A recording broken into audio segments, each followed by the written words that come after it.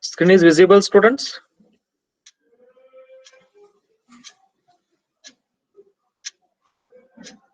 Yes, sir. Okay, fine. In the last class, we ended up with the module 1, right? It was the last session on module 1 that we took up in the previous class. Today we will be starting with module 2.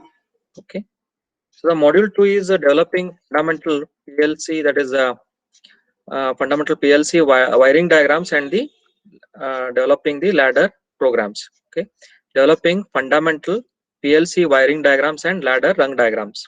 That is the module 2. Okay, that means here we will be studying how to make the wiring from the PLC to the field devices, right, using different sensors, or it may be different switches, right, different contactors, right, using these devices, how to make the wiring connection from the PLC to the field devices, and how to write the ladder rung diagrams, how to write the ladder rung instructions. So those parts we'll be studying in this module. Okay, to begin with, the first topic of the today's session is electromagnetic control relays. Electromagnetic control relays. By this time, we have come across the word relay many times when we are studying the module 1, right? So this relay is nothing but, can you tell me what may be a relay we have come across in module 1? What is a relay? Any idea? Yes, anyone? Relay is a switch. Relay is a switch. It's a electromechanical electromagnetic switch. Okay, so due to the magnetic action, the contacts will get closed, right, and it will control the current in the other part of the circuit. Okay, so it consists of a coil.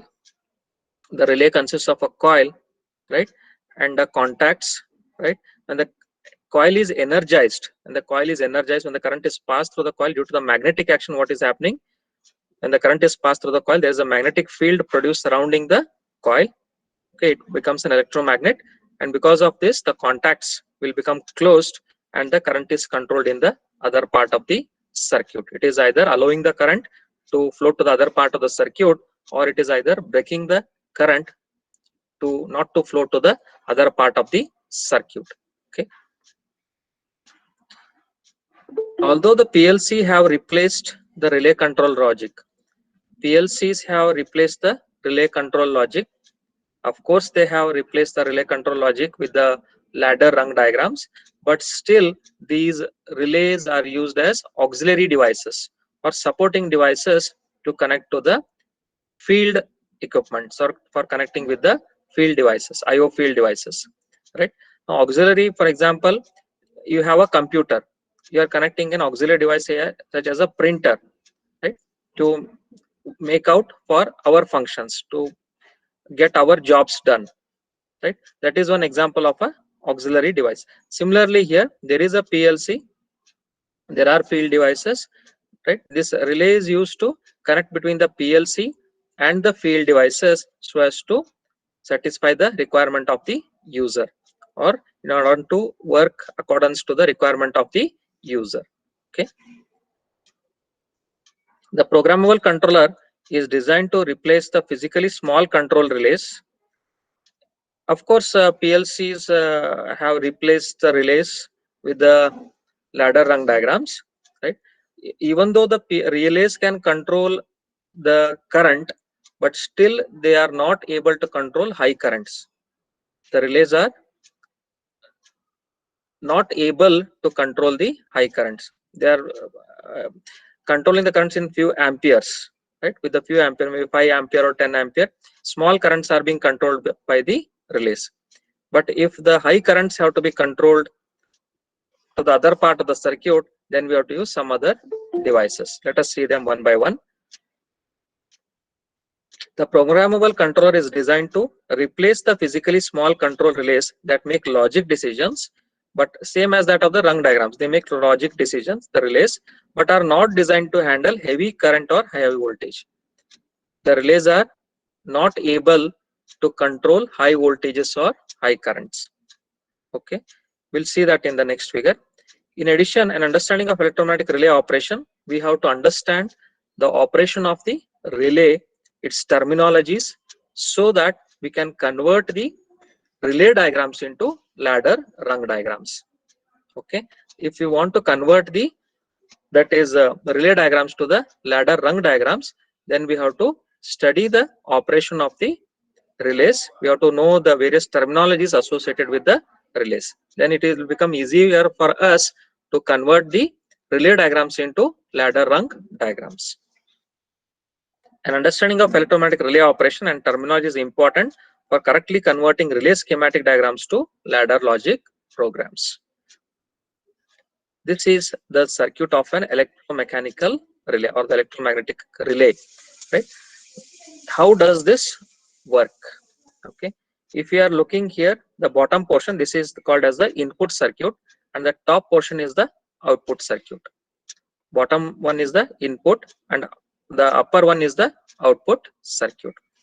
In the input portion, what all are there? There is a DC voltage applied, there is a switch, and there is a coil. What is a coil? Coil is a wire, okay, which has a number of turns, which has few turns. So such piece of wire is called as a coil. It's a wire, of course, it's a wire with few number of turns. It is having few turns. So these are called as a turns of the wire. So this is coiled, right? Turns of the wire, and it is able to produce the magnetic field when the current passes through it. So such a wire which carries the current is called as the coil. Then in the output side, we are having the contact. So this is the contact output portion. Then there is a load to which the output circuit is connected, right? Now, how does this circuit function? We are applying the DC voltage. Normally the switch is in open state. The switch is in open state. When we apply the DC voltage, the switch will become closed. The switch becomes closed, right? When the switch is closed, the current passes through the coil and there is a magnetic field produced surrounding this coil. The magnetic effect is induced. Okay, there's a magnetic effect produced. Due to this magnetic effect, what is happening? In the output circuit, the contactors are energized by this output voltage, right? And due to the magnetic action between the coil and the contact, right, the contacts will become closed or open.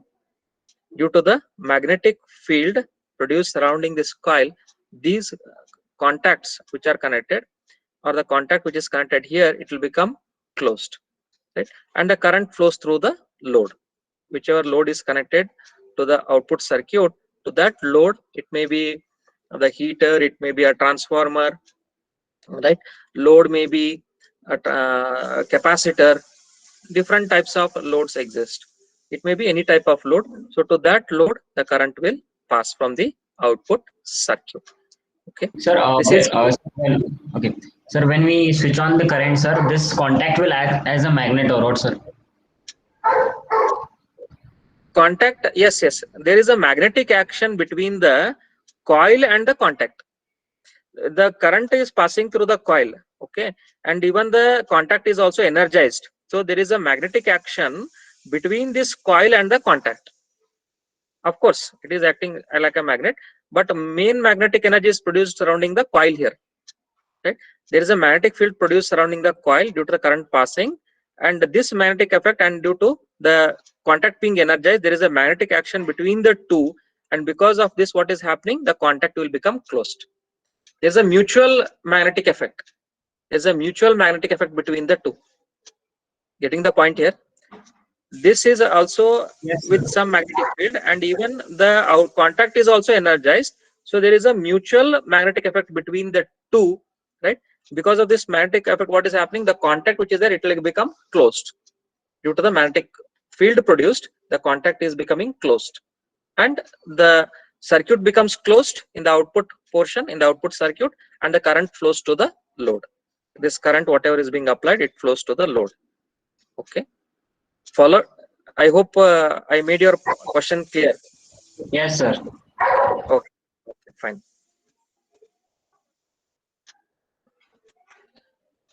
An electrical relay is a magnetic switch. An electrical relay is a magnetic switch That's what we told at the beginning. It's a switch. It uses electromagnetism to switch the contacts.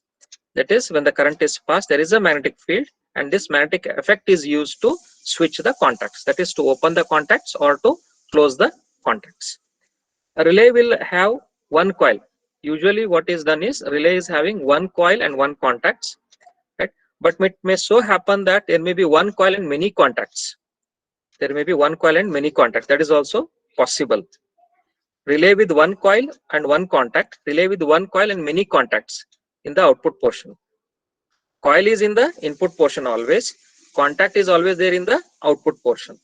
There may be one coil in the input portion, one contact in the output portion, or there may be one coil in the input portion and many contacts in the output portion of the circuit. The next figure illustrates the operation of a typical control relay. In the next figure, we will be able to understand much details about the relay. Let us see what is the next figure. This is how it appears here. Now it will become more clear for us the understanding of the working of the electromagnetic control relays. Look here, these are the contacts, fixed contacts, right? What you are seeing here, these are the fixed contacts, and what you are seeing, this angle, this placed at an angle, it is a movable contact. It is placed at an angle, movable contact. This portion is called as the armature. Okay, it is the armature, right? That is a slant portion is what you are seeing is the armature. This is connected to the spring. It is attached to a spring action, and here there is a coil. There is a coil which is wound around this material, maybe an iron material or any type of other metals may be used. Around this, surrounding this metal, the coil is wound. Surrounding this metal, the coil is wound. Okay. Now this coil, if you look at this position of the circuit, it is de-energized. Coil is de-energized. That means there is no current passed through the coil. When there is no current passed through the coil, then there is no question of magnetic field produced. When there is no magnetic field produced, then there is no question of spring action. There is no movement of the armature or the movable contacts. They will remain as they are in the original position. Okay, so this is due to the spring action and the movable contacts. They are originally placed with the upper fixed contact. When there is a magnetic action, this will move from upper contact to bottom contact. That we'll see in the next figure. As you are seeing in the right side figure, in the right side, the coil is energized. The coil is energized by applying the DC voltage here, positive negative DC voltage. We can apply either a DC voltage or an AC voltage. Okay. The coil is energized by DC voltage here. When it is energized, what is happening? There is a magnetic field. Due to this magnetic field, there is a spring action. Spring moves, right? And then due to the spring movement, there is movement of the armature and the movable contact. And this movable contact moves from the top contact to the bottom fixed contact. That is, it gets displaced from the upper contact to the bottom contact, right? So this is how there is a displacement of the contact from its upper position to the bottom position due to the magnetic field which is produced in the circuit, right? I hope this diagram is clear for you, students. This diagram is clear. Understanding working of this diagram, students. Working of this diagram is clear here. Yes. Okay, right. With no current flow through the coil, that means it is de-energized. When the current is flowing, it is energized. When there is no current through the coil, it is de-energized. The armature is held away from the core of the coil by spring tension. The armature is held away from the core of the coil because of the spring tension, because of spring, say spring effect or spring tension effect. When the coil is energized, it produces an electromagnetic field. When we energize the coil, when we pass the current through the coil, it turns into an electromagnet. Action of this field in turn causes the physical movement of the armature. Because of this action, there is a physical movement of the armature, and movement of the armature in turn causes the contact points of the relay to open or close. It depends whether the contacts are getting closed or open. If it is in normal open position, it may become closed. If it is in normal closed position, the contacts will become open. Okay, vice versa. If it is normally open, by energizing the coil, the contacts may become closed. If it is normally closed, and when we energize the coil, it may become open.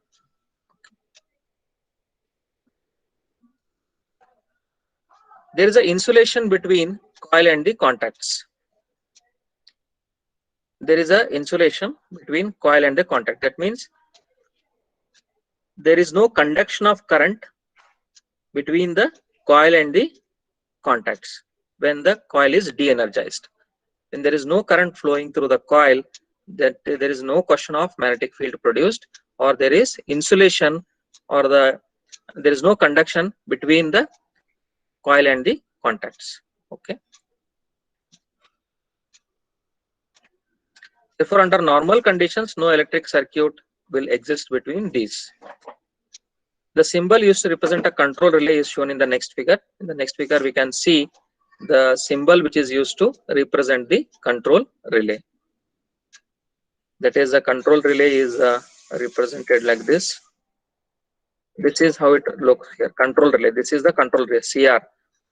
This is the symbol of the control relay. That is, it makes use of two parallel lines. It makes use of two parallel lines for the symbol of the control relay, and it is denoted by alphabets CR. CR stands for the relay or the control relay. Okay, control relay. Two parallel lines are used to indicate the control relay. Let us see them. The contacts are represented by a pair of short parallel lines and are identified with the coil by means of the letter CR. Is a designation which is used to represent the control relay. Then what about the letter M? Sometimes we are using the letter M. Letter M indicates the motor starter or the motor. CR for control relay and M for the motor starter. Okay. Well, CR is used for the control relays. This is the relay which is normally open and normally closed contacts. This is a symbol of normally closed contact, NC. Okay, this is normally closed contact control relay, and this is normally open contact control relay. Normally closed means it is indicated by a crossed line here, a crossed line, a slant line on the two parallel lines. That is our NC contact, normally closed. Normally open means it's just two short parallel lines.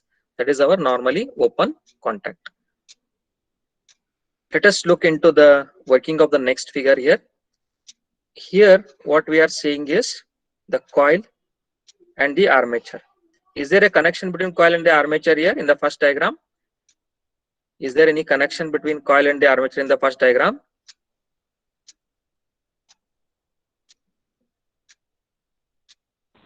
No, sir. No, there is no connection. Okay, because it is de-energized. Coil is de-energized. It is not in the energized condition. Okay, so when the coil is de-energized, when the current is not made to flow through the coil, then there is no contact between the coil and the armature, or there is no path between the coil and the armature. Okay, as there is no path between the coil and the armature, then whatever positions the contacts are, they will remain in the same position. What I mean to say here is, if the contact is a normally closed contact, this is a normally closed contact. Okay, it will remain in the normally closed contact position only. If the contact is in normally open position, these are the stationary contacts. If it is in normally open position, that means it is normally open. When current is passed, it will become closed. If it is normally open position, it is a normally open position. It is normally open position. Then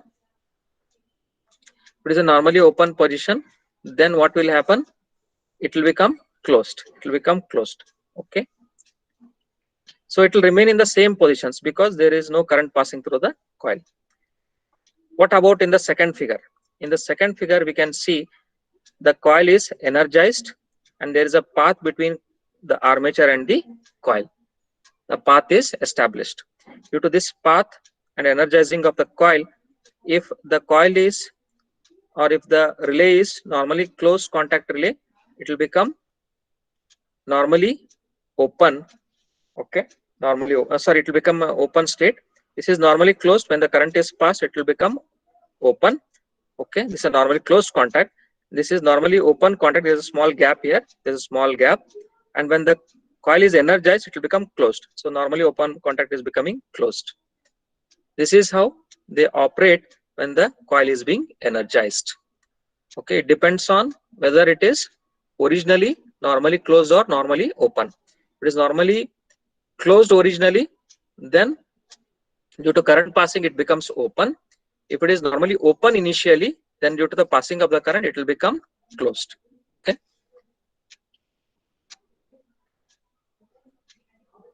So this diagram you all understood, this students? This one you all understood? Working of this figure? Any doubts here?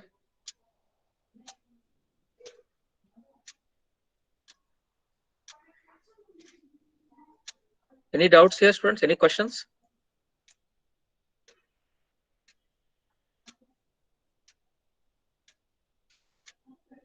Yes. I hope it is clear to you. So both the contacts get normally closed. Okay. Normally closed contacts means they will be in the closed position. That still we are seeing in detail in the next figures. They are in the closed position. Okay, they are in the closed. Okay, when you pass the current, what will happen?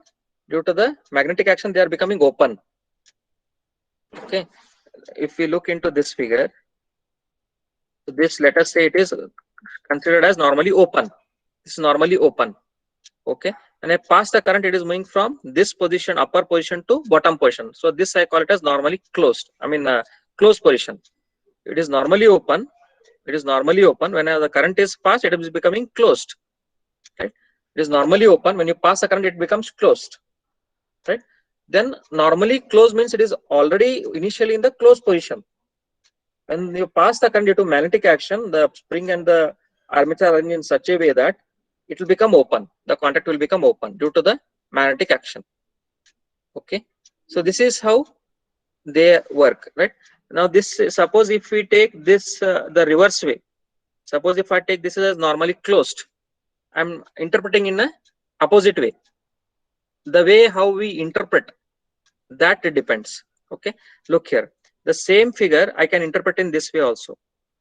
It is normally closed here. Suppose I am assuming this as normally closed position, the initial position. When the coil is energized, the contact becomes open. So I say this as open position. It is moving to the bottom position. This I say open position. Okay, it is initially in the touching the upper contact. Okay, when we pass the current, it comes to the bottom contact, so it becomes open. So the way in which we interpret it depends. I hope I answered to your question. Yes, sir. Okay.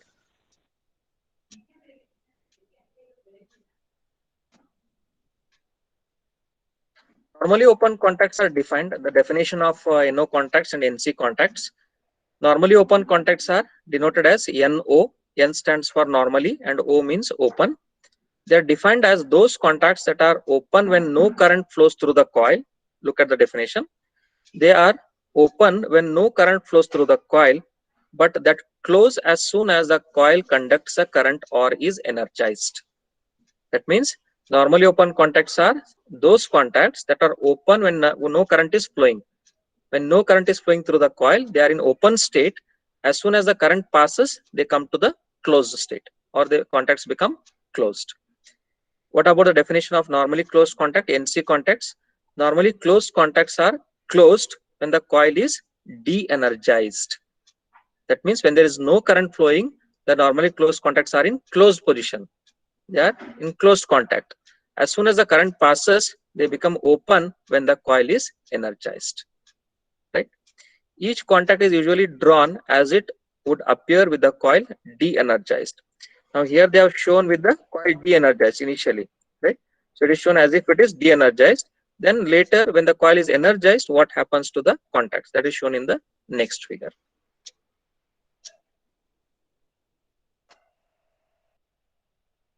Typical control relay used to control pilot lights is shown in the next figure. This is interesting.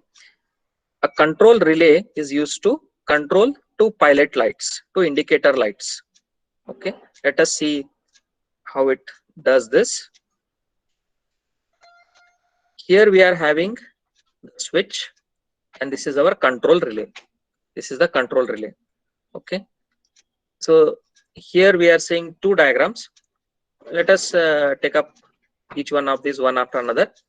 In the upper one, when the switch is closed, what happens to the control relay? When the switch is closed, when switch is closed, what happens to the control relay? Is it energized or de-energized? Energized. Energized, correct? It is energized. As the control relay is energized, okay, this completes the path of the control relay here. This is our normally closed control relay. This is normally closed control relay. So when this is energized, so when it is in open state, first we'll check it in open state. It is in open state, coil is de-energized. This is our normally closed contact, CR, normally closed contact. When it is energized, right, this will become open and the red LED or the red indicator will be turned off. What it is happening here? The switch is closed. As soon as the switch is closed, control relay is, sorry, as soon as the switch is in open state, the control relay is de-energized. Control relay is de-energized. When the control relay is de-energized, this switch is normally closed. So it will become open because of the opening of the switch, and the indicator or the pilot light will be turned off. What about the other relay? In this relay, it is normally open. When the switch becomes open, it becomes closed. It becomes closed, and the green LED or the green pilot light will be turned on. Green pilot light will be turned on. Okay, so this is for the top figure, right? Let us come to the bottom figure. This is the next condition, the other condition, that is when the switch is closed. When switch is closed, the control relay is energized, right? Now what we have taken here, this is the normally closed, this is normally open, right?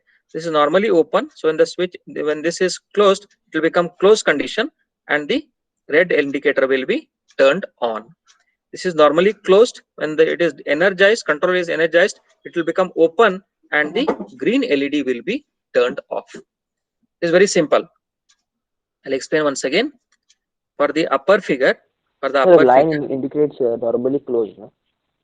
which one? The cross line. Cross line. I'll come to that. See, this upper one, it is normally closed. Upper one is normally closed. This is normally open. It depends on the manufacturer how they consider. Sometimes some manufacturer may consider this as normally open, this as normally closed, and some manufacturer may consider this as normally closed and this as normally open. It depends from manufacturer to manufacturer. We have to follow one convention. Okay. Now what we are assuming here is this as normally closed control relay. Normally closed control relay. Okay. Now when this is normally closed, when the switch is becoming open, the coil is de-energized. So this contact will go from closed position to open position. Closed position to open position, and the red indicator will be turned off. Red indicator will be turned off. Okay. Then what about for the bottom one? It is normally open. When switch is becoming open, it will go from open state to closed state, and the green LED will be turned on. Similarly, for the bottom figure, when the switch is closed, the control relay is energized. Control relay is energized. This is what we have considered here. This is normally closed. This is normally open. This is normally open. When it is energized, it will become closed. Contact will become closed. Red indicator will be turned on. This you assumed as normally closed here. So when it is energized, it will become open and the green LED will be turned off. Okay. So this is how It indicates the controlling of the electromagnetic relay to, with the indicators. The output indicators which are connected, they are controlled by the control relay. Clear here? This figure is clear to everyone, students? I hope the two figures are clear to all of you all. Yes, sir. Okay, right.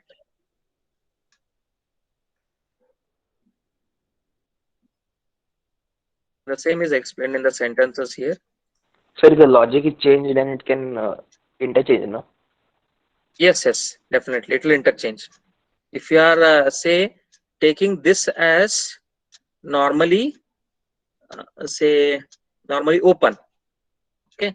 So when it is open, the coil is de-energized. So it will become closed and red will be turned on. Then this we are taking normally closed. It will become open and the green will be turned off. It will become opposite. It will become the exact opposite of what we are seeing here in the figures. Okay. The conditions will reverse. The status will reverse. Right. With the switch closed, the coil is energized. It is the same thing. The normally closed contacts opens. Okay. The contacts are usually rated between 5 to 10 amperes. The coil rating, the rating of the coil, okay, it is 120 volts AC. It is manufactured to handle the voltage of around 120 volts, which is the American standard. Okay, line voltage. Okay. Then the contacts, right? The rating of the contacts is 5 to 10 amperes. For the coil, the voltage rating is 120 volts AC, and for the contacts, the current rating is 5 to 10 amperes. That means what? The contacts can handle the current maximum between 5 to 10 amperes.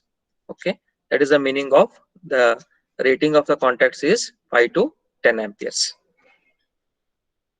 Contacts are rated between 5 to 10 amperes, while the coil voltage is about 120 volt AC.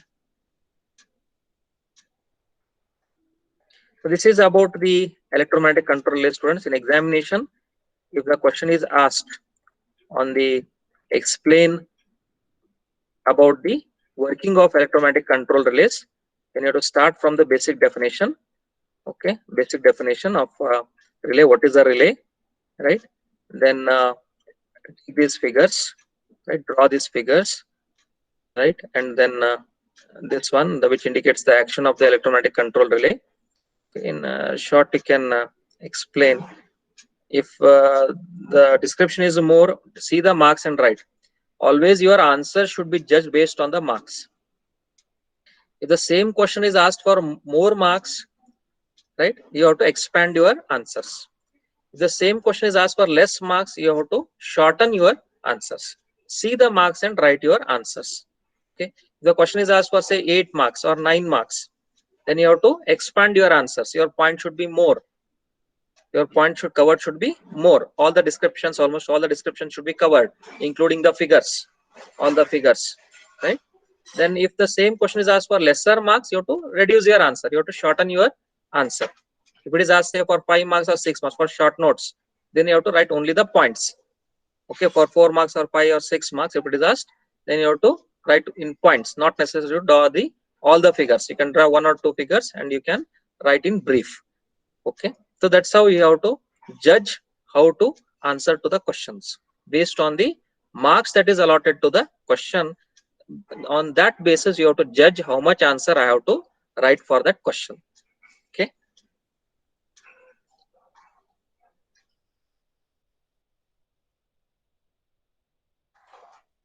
Next topic is contactor.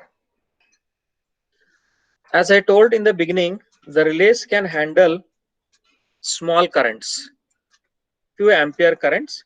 If the current required to be handled is more, that means if the relay is to be connected to the field devices which are carrying more currents, then we have to make use of the devices called as contactors. Okay. A contactor is a special type of relay designed to handle heavy power loads that are beyond the capability of the control relays. Wherever in situations the control relays cannot handle the load or the load current. In such situations, they are making use of the contactors. It's a type of a relay. Contactor is also a type of a relay. Next figure shows 3-pole magnetic contactor. We'll come to that figure. A 3-pole magnetic contactor or 3-terminal magnetic contactor.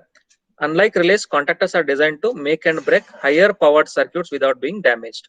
These contactors carry high currents without getting damaged. They are meant to control the field devices, okay, and they are not getting damaged. Even if the high current flows, right, they are meant to work in such a condition that even if the high current flows, they are able to control the high current, okay, and able to monitor the field devices or able to control the field devices. So which are the different high load which are connected to the contactors? Some of the loads which are connected to the contactors are the lights, heaters, transformers, capacitors, and electric motors. These are few of the load devices, high load devices, which are controlled with the help of the contactors, but not with the relays. Okay. Programmable controllers normally have an output capacity capable of operating a contactor coil, but not that needed to operate heavy power loads directly. That's what I told. The PLCs have the capacity alone to control slight current, some amount of current. They have their own capacity. If the current limit exceeds, then the PLCs alone cannot handle. They will take the help of the contactors and they will control that current. Independently, the PLCs can control, of course, certain current. But if it is desired to control higher current rating loads, right, then they have to make use of the, or they have to take the help of the contactors. Okay. So this figure we can see the 3-terminal 3-phase. It is a contactor. Okay. So this is a line side. Just like a 3-phase means, single phase means we are having one line and one neutral, or one phase and one neutral, right? If it is 3-phase, we are having 3 wires or 3 lines, RYB. We call them as RYB, red, yellow, blue. Okay, and one neutral. Okay? So this is single phase and 3-phase. Single phase where we are using for household applications, for household devices. Okay, we are using single phase. Okay, then for the industrial purposes and for commercial purposes, we are making use of the 3-phase power supply. Okay, here it is a 3-phase line voltage or the input voltage, okay, which has 3 lines or the 3 wires R, Y, and B. Then there are stationary contacts. At the topmost portion, there are stationary contacts, and at the bottom side, they are movable contacts with a spring attached to them. Then there is a coil here, movable iron armature or the plunger. This is the iron material over which the coil is wound, movable iron armature or the plunger as it is called. Then here the input voltage is applied or the high voltage is applied. Okay, suppose say the PLC is supposed to control high voltage. Okay, there is a high voltage and necessity for the PLC to be controlled. Then what it will do, it will take the help of the contactor. That high voltage it will send to the contactor, right? And this contactor, what it will do, it will work on the magnetic action again. When the current is passed through this coil, due to the magnetic action here, the spring will move, mobile contacts will move, and they will make contact with the stationary contacts. The circuit is established or the path is established. Okay, the movable contacts come in contact with the stationary contacts, the circuit is established or the path becomes closed. There is a complete path. Then this current, whatever is flowing through the contactor, that we have to send it to the load side, that we have to pass on to the load. The loads just now we mentioned, the transformers, or it may be motor, or it may be capacitor, it may be heater, right? Capacitor, different types of loads.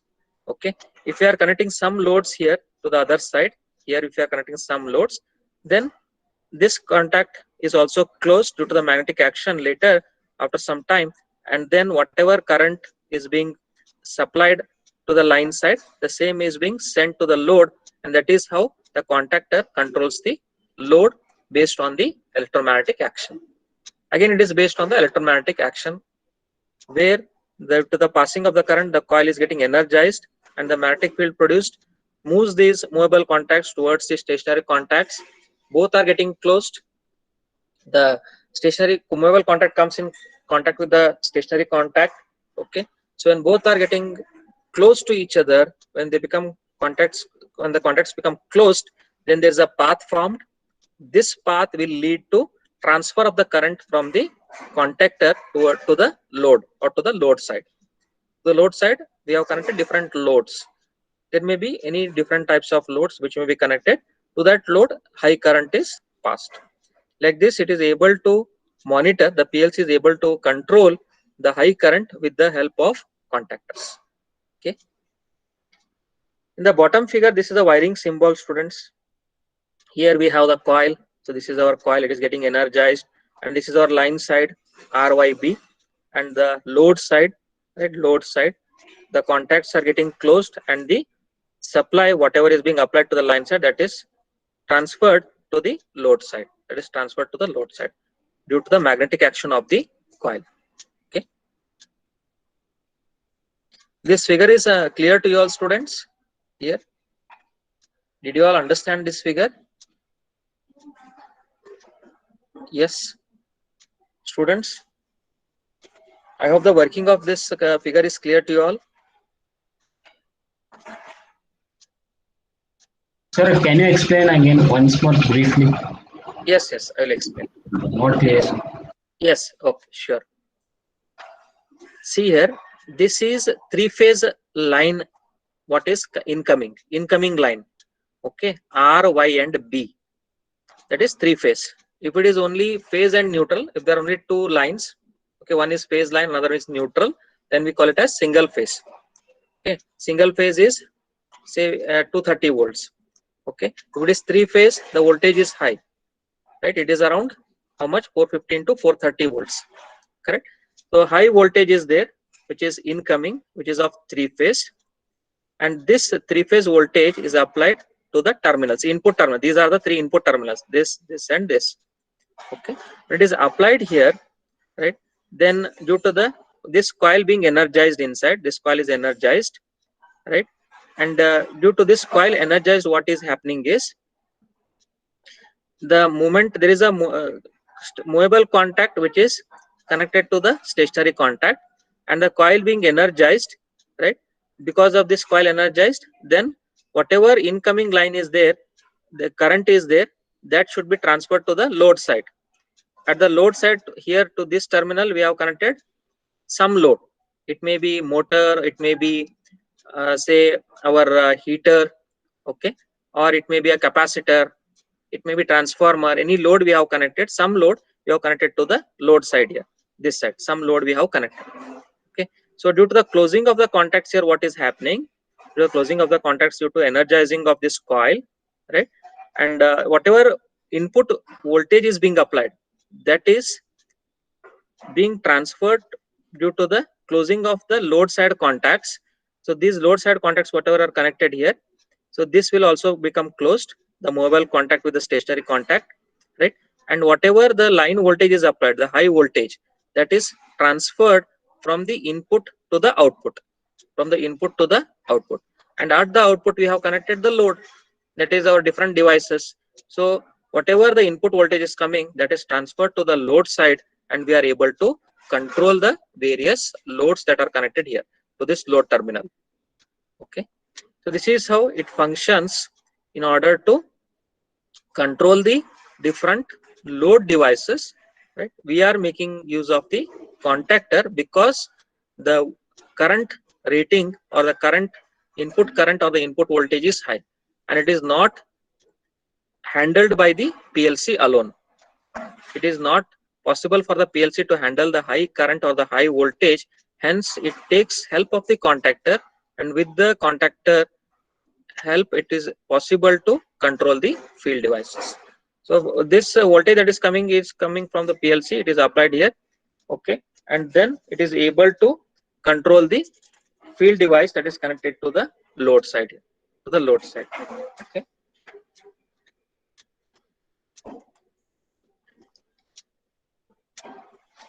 So actually how it is the PLC output module.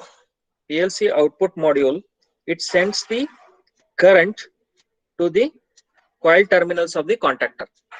Okay. The PLC output module sends the line, sends the current, okay, to the coil terminals of the contactor. Okay. This is becoming energized. Okay. The contacts are getting closed here. The contacts are getting closed here. And then whatever current is incoming, the line current, the high current, that is transferred to the load side. That is transferred to the load side. It may be a pump, it may be a motor, okay, it may be say a heater, any type of load device that is connected to the load side. I hope now it is clear for you all. Yes, sir. Okay, right. That is next point what we discussed just now. There's an application of a PLC used in conjunction with the contactor. PLC is used along with the contactor to switch power on and off to a pump. There's a pump set, okay, which has to be driven by the output of the contactor. The output of the PLC is applied to the input of the contactor. The contactor output, which is the controlling output, that controls the pump. It controls the pump set, which is connected to the output of the contactor. From the PLC output to the input of the contactor, from the output of the contactor to the input of the load device. Here it is pump. Okay. The output module is connected in series with the coil to form a low current switching circuit. The wiring is made in such a way that the output module, it is connected in series with the coil. That is what I told just now. The output of the PLC is connected in series with the coil of the output of the PLC series connected in series with the coil of this contactor. Okay. And whatever current is incoming from the output of the PLC, that is energizing this coil. That is energizing this coil. Right. And this path is low current path. This is a low current path. The wiring is made in such a way that the resistance of the wiring is arranged in such a way that the current which is incoming to the coil is low. Okay. The resistance of the wire is adjusted in such a way that the current which is coming to the coil is low. Then when it is connected to the load side, the output side, okay, the output of the contactor which is connected to the load, there the wiring is made in such a way that, or the wiring resistance is adjusted in such a way that wire resistance, the high current is applied to the load. High current is applied to the load. It is all based on the resistance of the wire that is adjusted at the input side and at the output side. At the input side, because the PLC output, it is in the form of low current path here to the contactor, and it is supplied from the contactor to the, that is to the load side, then it is a high current path. Okay. That means what? The contactor is not getting damaged. Ultimately, the contactor is not getting damaged. Okay. Even though the current is high, because the resistance wire is adjusted in such a way that the contactor will not get damaged. And only it is the high current that we are applying it to the output side, that is to the load side. Okay. The output module is connected in series with the coil to form a low current switching circuit. The contacts of the contactor are connected in series with the pump motor to form a high current switching circuit. Next is motor starter. In examination, if the question is asked to explain the neat figure contactor used in PLCs, then you will have to draw this figure and explain the various points. Okay. Next is the motor starters. A motor starter is designed to provide or control the power to the motors. A motor starter is meant to provide a power to the motors or to energize the motors. Motor starter is made up of a contactor with an overload relay attached to it. This motor starter has the contactor and an overload relay, both of them working together as the motor starter. Motor starter consists of both the contactor as well as the relay, both of them. Okay, both of these will make up a motor starter. A motor starter is made up of a contactor with an overload relay attached physically and electrically to it. We know the function of the overload relay or the relay, right? If there is a overload current, then what it will do? It will provide protection to the other part of the circuit, right? Incoming current, if it is high, the relay will trip. That means its contacts will become open, and when contacts of the relay will become open, then it is not allowing that high current to flow to the other part of the circuit, and hence the next part of the circuit or the other part of the circuit is, say, protected from the high incoming currents. That is what we call as the overload protection of the relay or overload protection action of the relay. Overload relays are designed to meet the special protective needs of the motor control circuits. Okay. So the motor controlling circuits, if they have to be protected from high currents, the motor has to be protected from high currents. Then first the high current is made to pass through the relay to the contactor and through the relay, and thus the relay is able to control, or it does not pass this high current to the motor circuit, and hence the motor circuits will be protected. The overload relay will trip and disconnect power to the motor if an overload condition persists. Overload relays can be reset. Now, what about the original state of the relay? We have controlled the overload current, fine. But what about how to bring it back to the original state? Okay, there are certain relays which may be manually operated or it may be automatically operated. Based on that, we will be able to bring back the relay after it has controlled the high current to its original state. Overload relays can be reset after the overload condition has been corrected, or it is solved. Overload condition is solved. Overload condition is overcome. The next figure shows three-phase magnetic motor starter. We have a three-phase motor starter. Let us see the operation of the three-phase motor starters. This is the figure here. If we look into this figure, then this is the start push button. When we push this button, right, this motor coil will get energized. And the circuit which is connected in series with this motor coil, that will completely get energized. Okay, the circuit which is get in series with this motor coil, that also becomes energized. The motor contacts here, they will also become energized. Okay, and then the power is provided to the three-phase motor.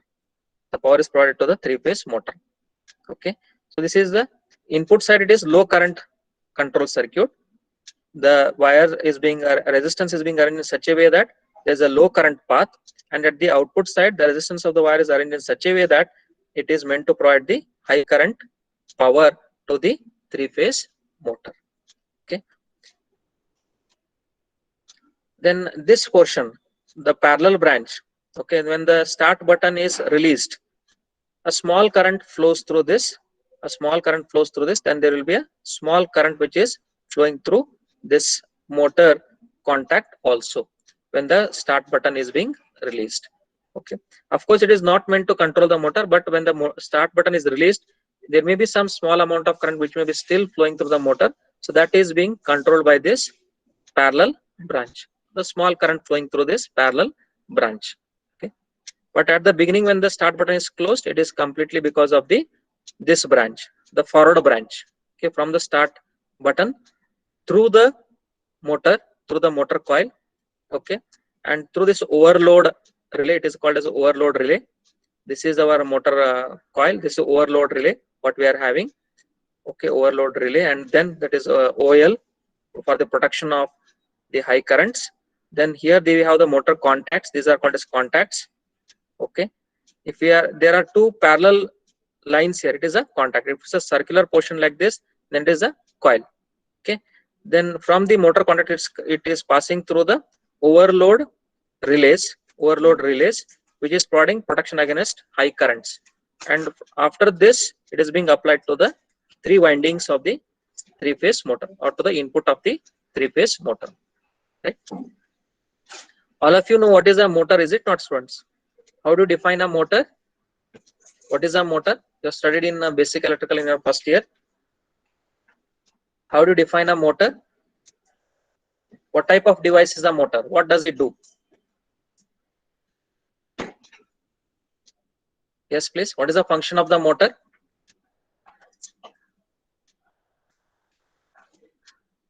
Yes, please. What is the function of the motor? What does it do? Electric energy converted into mechanical energy. Very good. It converts electrical energy into mechanical energy. Electromagnetic coils. No. Don't get confused with the electromagnetic coil. I'm asking about the motor. Motor is a device. What you said is correct. Motor is a device. Okay, it's an electrical device which converts electrical energy. It's an electrical machine which converts electrical energy into mechanical energy. And that is what we call as the such type of electrical machines. We call them as the motors. Okay. Relay is a different.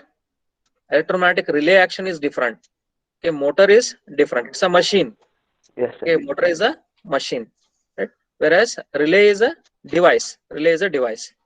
Okay, so both are different. There it is electromagnetic action.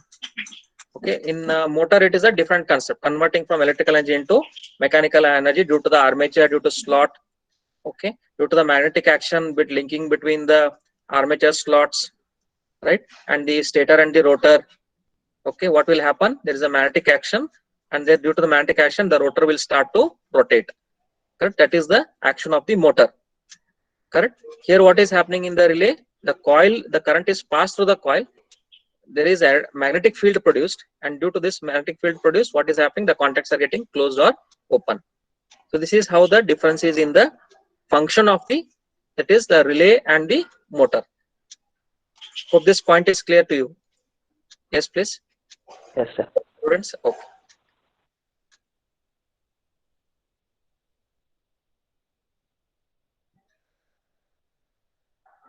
When the start button is pressed, coil M is energized, closing all normally open M contacts.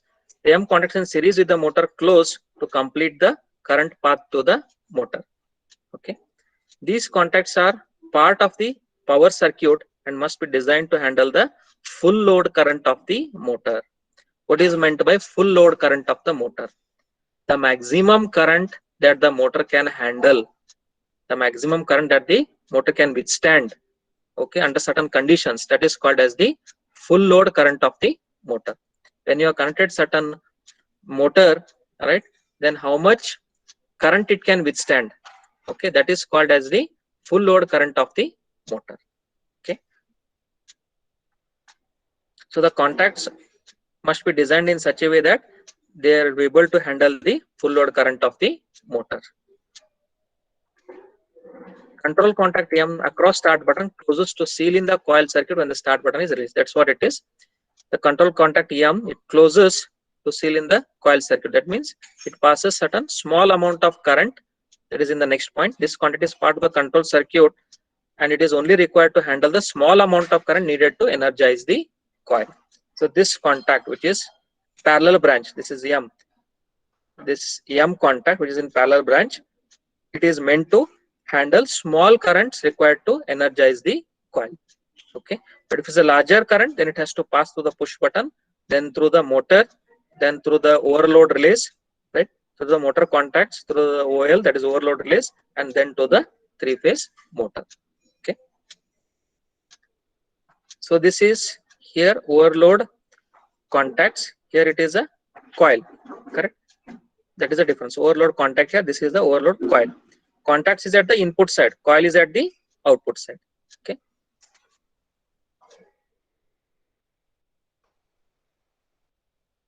An overload relay is provided to protect the motor against high currents or high loads, overloads. The normally closed relay contact opens when an overload current is sensed to de-energize the M coil and stop the motor.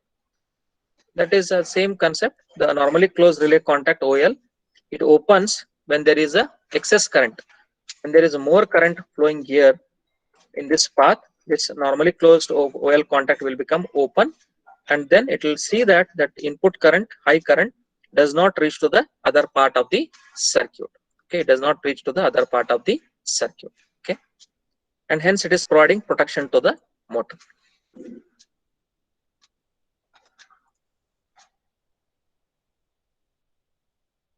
This is the circuit, students, that is in the form of a program. It is a program PLC control of a motor. Program wise, how it is controlled, that is shown by this figure. This is the PLC program. This some program we have written based on this motor action, because based on this motor starters. Here whatever we have understood in this figure, the same we have used in the form of instructions. That is start, stop. This is our relay control coil, and then the relay control contact, and then the relay coil. Sorry, the motor. This is the motor coil. Okay. Then here we have the motor contact at the input side and motor coil at the output side. Okay. Then the output of the PLC program is meant to control the starting of the motor, or starter coil is used here. Is sent to the starter coil, that is motor starter, and then from the motor starter, right, this magnetic starter or the motor starter, it is applied to the motor. This is the program that is there in the PLC in this one. Okay, this program executes. Okay, this program executes. When this program executes in the PLC, the output of this PLC is applied to the starter, motor starter, and this motor starter will control the high current to the motor. Okay, it will control the flow of high current to the load or to the motor. Okay, I hope it is clear for you all here, students. This diagram is clear? Yes, please. This is at the input side, start button, stop button, and the control contact, the relay contact what we are having. Okay, at the input side. Then we have the field devices, which is a field device for our figure here. It is a motor which is connected as a field device at the output. Any questions up till here, students? I hope everyone. Explain program. PLC So this program. magnetic starter is a contactor. Pardon? Contactor, you did not understand here. I I'll got come to it. that. I'm asking whether this magnetic starter is contactor or. Yes, of course. Yes. No. Magnetic. No. 1 minute. There is a difference between contact. 1 minute.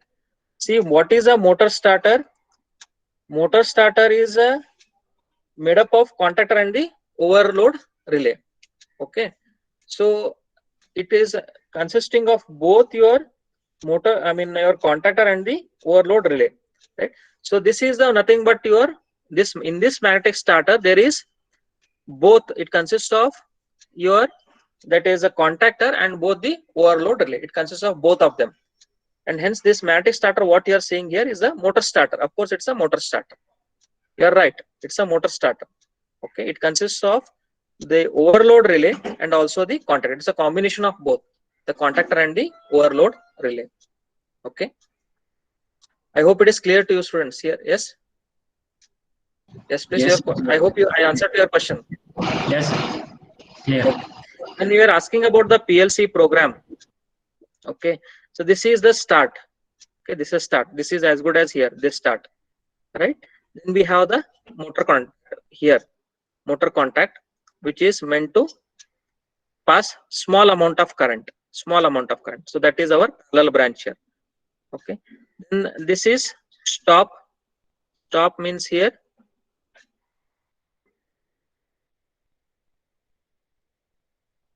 This is our OL. That is our OL here. This is our. I will come to that. Control relay coil. Control relay. It is OL. Okay. Then we have the motor contacts. That is our motor. Here our motor coil at the output. Motor coil at the output. Okay. Then this is our output. Then the starter coil. The starter coil. Okay. Starter coil, that is from the PLC. This is applied to the magnetic starter. That is our starter coil here. Okay. Then the stop is when we want to stop the, that is our program, when we want to stop the program, when we want to terminate the program, then we have to make use of this stop contact. Okay, that is start, stop. When we want to stop it, this has to be activated, this contact has to be activated. Okay, from the start it has to be activated. Ultimately they are in series, right? When you are not energizing this stop, then there is no question of stopping the magnetic starter, or there is no question of stopping the motor. But when you energize this stop contact, when you energize this stop contact, what will happen? When you are energizing this, then the magnetic starter will stop, and finally the motor contact, I mean the motor will also stop rotating. Okay, the motor will stop its action, right?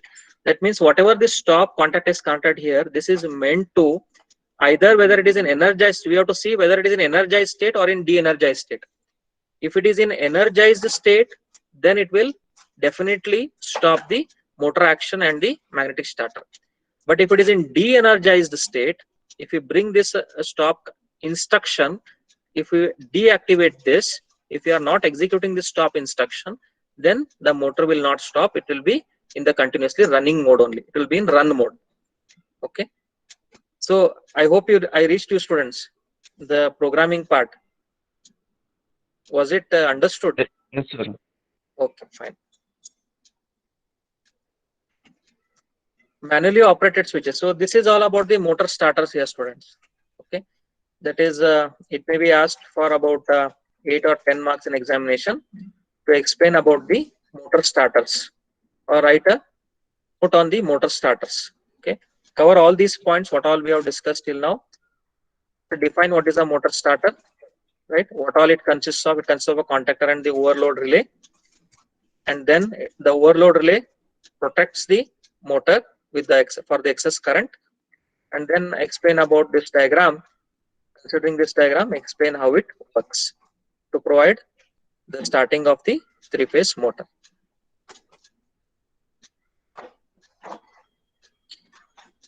Let us go into a new topic, that is manually operated switches. Manually operated switches.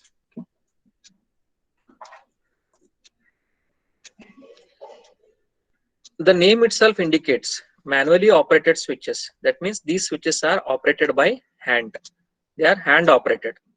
There may be few advanced switches which may be automatically activated or they are operated, but what all we are studying under this topic, they are all manually operated switches. Then which are these different types of manually operated switches? Toggle switch, push button switch. Toggle switch is your on off switch. Okay, toggling between on and off state. Push button switches, knife switches. Toggle switch is as good as push button switch only. Then knife switches.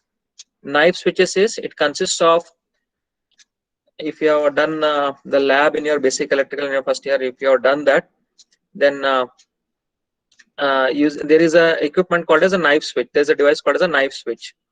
Okay, so using this knife switch, you are able to control the current.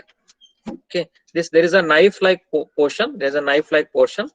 Okay, if you close it, then the circuit will be closed and the current will flow. If you open that knife like portion, there's a hinge which is provided, and to that hinge the knife is connected.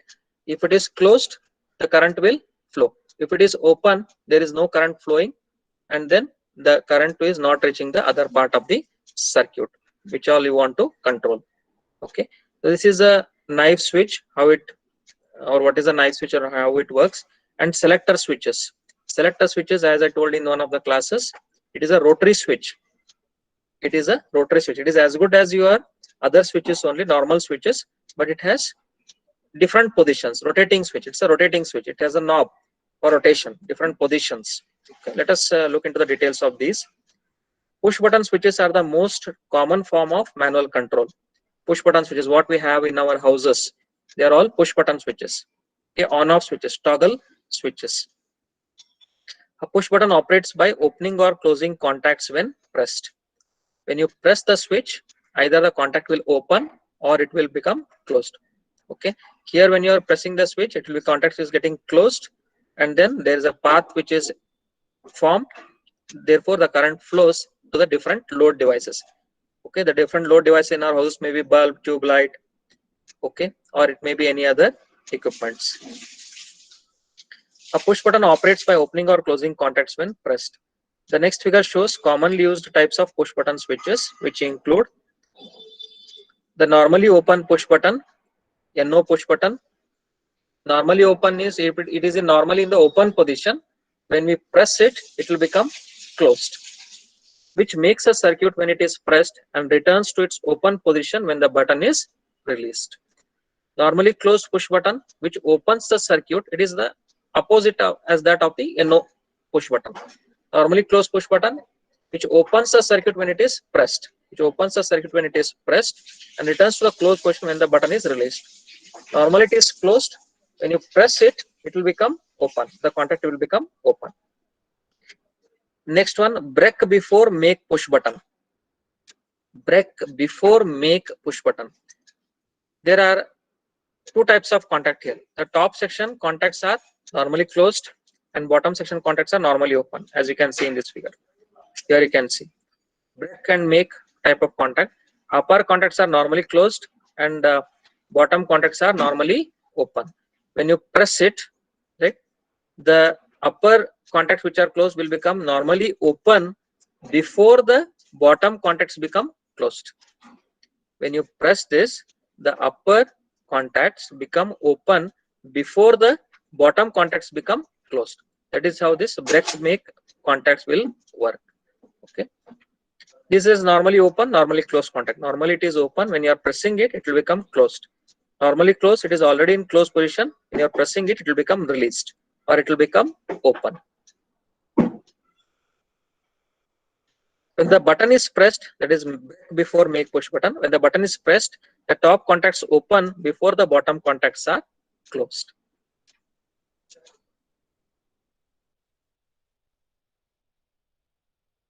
Next, selector switch.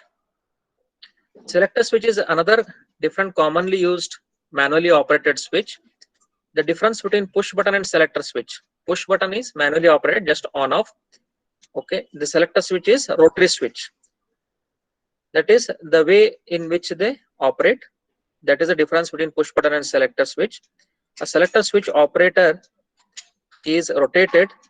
That is, instead of pushed to open and close the contacts. Instead of pushing the contact in the push button switch, in the rotary switch, what we are doing, we are rotating. The operating mechanism is different. That's all. The working principle remains the same, but the operating mechanism, here we are pressing the button to open it or close it in push button. In the rotary type, we are rotating the knob, okay, in order to close the contact or to open the contact. The next figure shows a 3-position selector switch. You can see in this figure 3-position selector switch. Okay, so to make the contact between A and B, either it is handheld, that is manually operated. This is an off position. This is auto operated.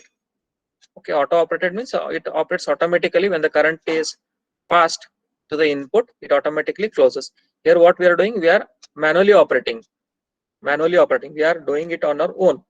Okay, automatically means it operates on its own. When you pass the current to this input, then the contacts become closed or they will become open. But if you want to operate it with hand, then you can use this position number 1. If you want to turn it off, then put it to position number 2. If you want to make it work in auto mode, automatic mode, then put it in position number 3. Okay.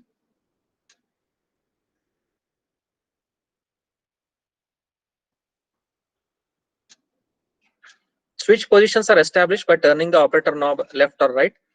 There are some switches which are called as DIP switches, dual inline package switches. This is nothing but the push button switches only, but they are arranged in an assembly on the printed circuit board. They have the circuit on the printed circuit board and they are arranged on an assembly. As we can see in the next figure, these are the DIP switches, dual inline package switches. Okay. So the same push button switches, on off switches, but there are many in number. There are many such push button switches which are arranged in an assembly, and they are meant to mount on the printed circuit board on the PCB.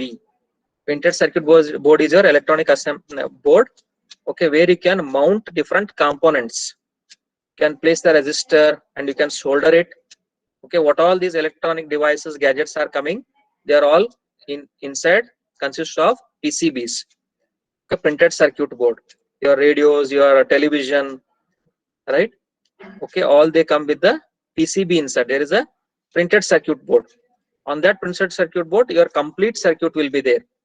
For example, if you consider a television set, TV, okay, inside it consists of the PCB on which all the components are mounted, the resistors, capacitors, inductors, okay, all the components are mounted, okay.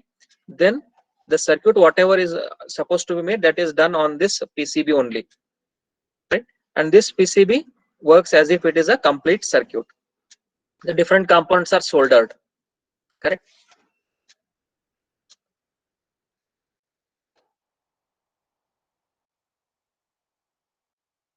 Mechanically operated switch. Next is mechanical operated switch. What all we have seen till now is manually operated switches. The next one is mechanically operated switches. When we come to mechanically operated switches, so these are the switches which work on certain parameters. The parameter may be pressure, temperature, position, okay. So based on these certain factors, the mechanically operated switches work or they operate. There is a switch called as limit switch, which is shown in the next figure. It is a commonly used industrial control device.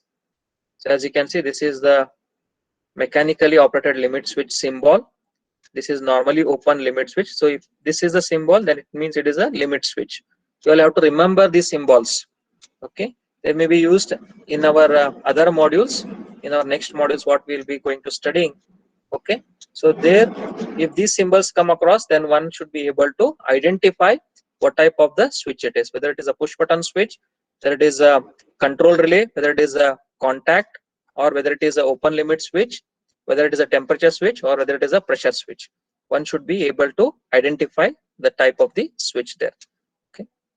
This is the normally open limit switch. Then this is the symbol for the normally closed limit switch, okay. Limit switch is the one in which if the current exceeds the limit, based on the current, magnitude of the current, it will work.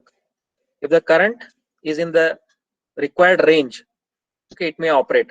If the current exceeds the limit, it may be turned off, okay. So based on the current limitation, the switch is operating, and hence it is called as the limit switch. Limit switches are designed to operate only when a predetermined limit is reached.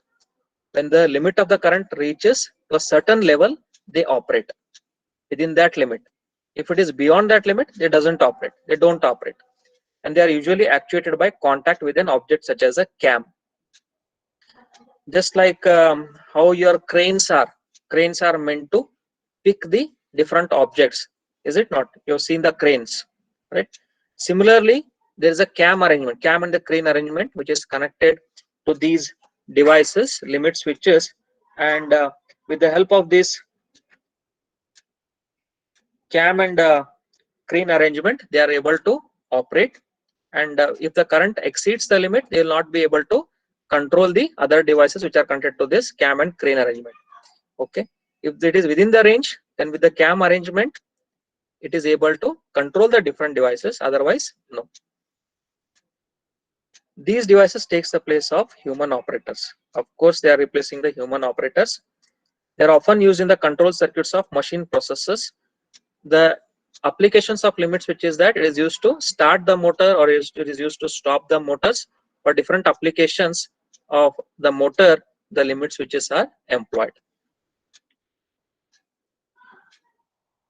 Next, we'll see one more type of mechanical operated switch, that is thermostat or the temperature switch. This temperature switch is meant to sense the temperature range. We have different temperature sensors. It may be a thermocouple, it may be a thermistor, right? Different types of temperature switches are available based on the concept of sensing the temperature. If the temperature is within the limit, then it will function.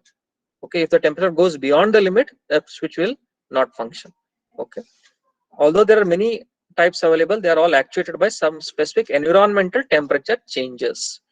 If the environmental temperature is within the limit, they will operate, else they won't operate. Temperature switches open or close when a designated temperature is reached. The applications, what are the applications of these temperature switches?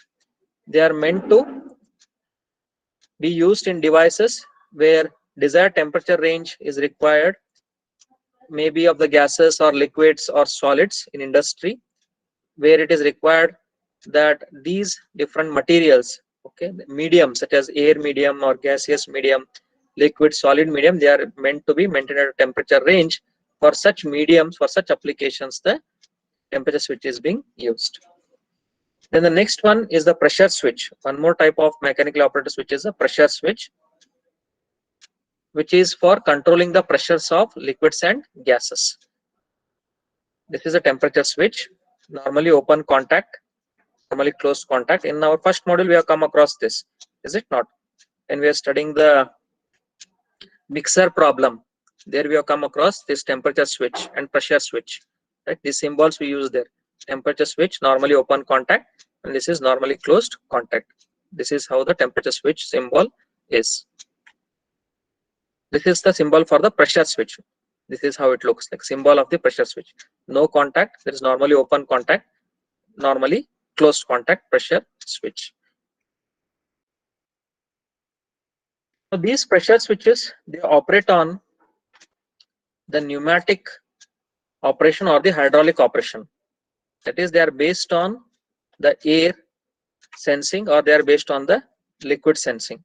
Either they are pneumatically operated, air operated, based on the conditions of the air pressure, or based on the conditions of the liquid hydraulic, okay, pressure, they may be operated. These pressure switches, they may be taking the use of bellows, diaphragms, right? Bellows is, it's an elastic membrane, or the diaphragm is also an elastic structure. If you apply the pressure on that, then the pressure is converted into electrical signal. Okay, that is what we call as a transducer usually.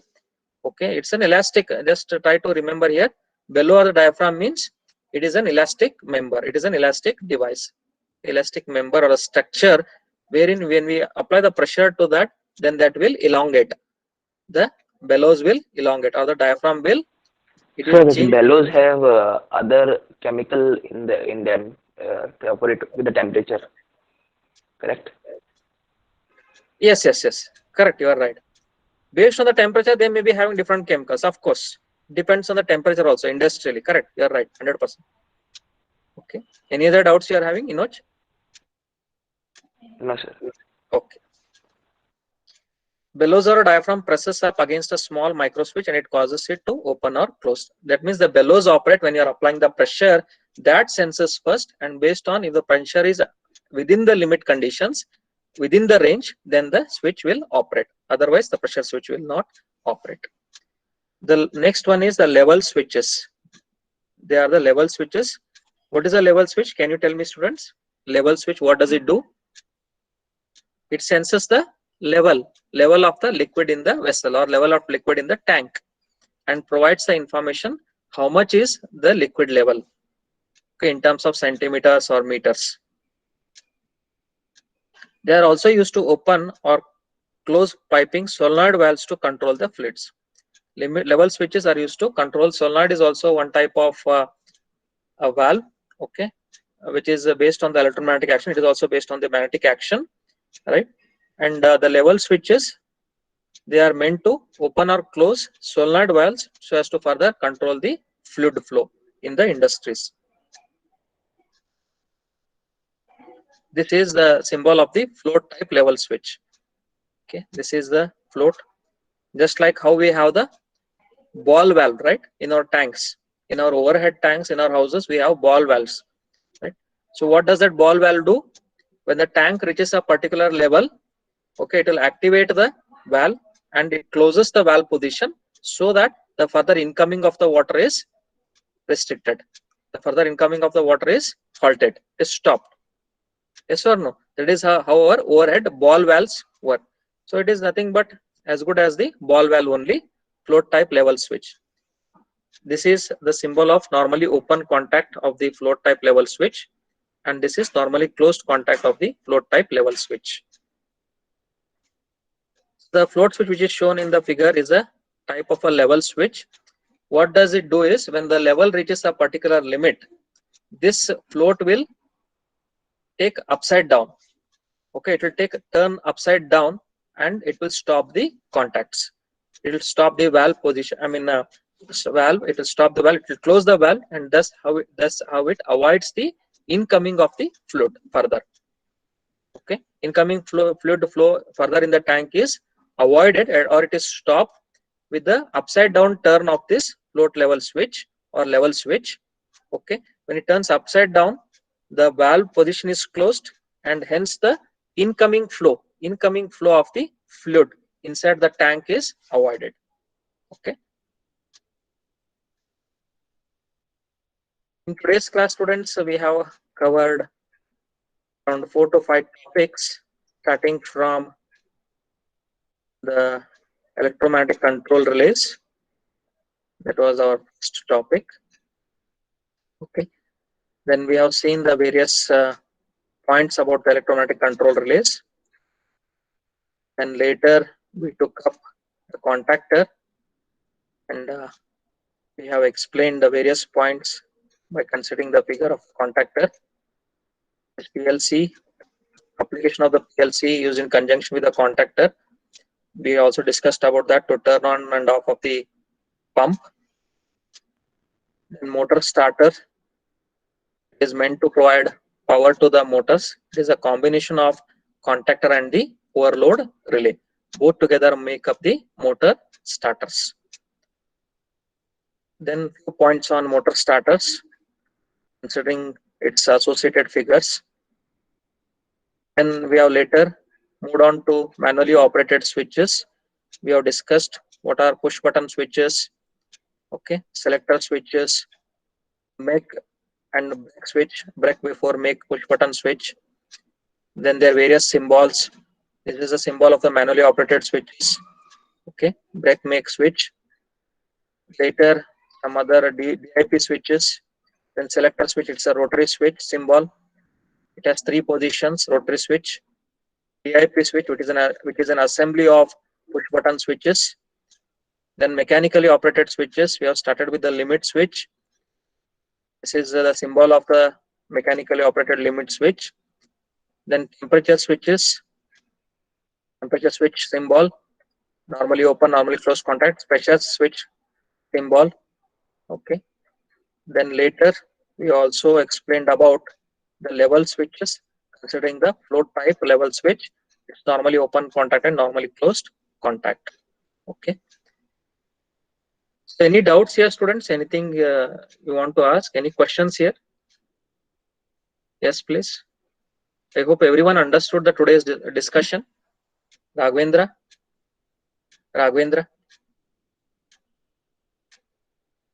Deginal, Raghavendra. No, sir. Not understood, Raghavendra? Understood, sir. No doubts. Understood. Okay, fine. Okay. Manohar, Hampanor. Understood. Okay, fine. Vinayak, Godi, Vinayak. Understood, sir. Understood. Okay. Any problem in understanding, Vinayak? Any difficulty, Vinayak? Nothing, sir. Okay. Haldankar Pratik Jitendra. Yes, sir, understood. Okay. Inoch, any questions, Inoch? No, Any sir, other understood. questions? Okay, fine. Saval. Understood, sir. Was it clear, Saval? All the points, Saval? Yes, sir. Okay. Nemani Patil. Any doubts, Yes, sir. Nemani Patil? Yes, sir. No, sir. Okay, fine. No, sir, no. Okay, students. Then in the next class, we are going to study about the sensors, different types of sensors, proximity sensor, okay, and other types of sensors which are used in industry along with the PLCs. We'll start from that topic and we'll cover the other topics also. Okay. And meanwhile, by today afternoon, I'll give you all some assignment questions. Please prepare on that, and by Sunday afternoon, okay, this Sunday afternoon, shall we conduct one test on assignment? Because sir suggested to take one test on assignment questions. Shall we take on this Sunday afternoon, students? Inoj? Shall we conduct one test on assignment test? Some questions I will give. After that, whatever topic I have covered after the first test, based on that, some questions I will give. Based on that, after that, processor memory organization, what all topics are we have covered, no? After the first test. Only on that topic. Is it okay for you all? Inoj? Nemani Patil, is it okay? Yes, sir. Okay, no? Okay. Raghavendra Deginad, is it okay? Yes, sir. Conduct one test. Okay, fine. Vinayak Godi? Vinayak?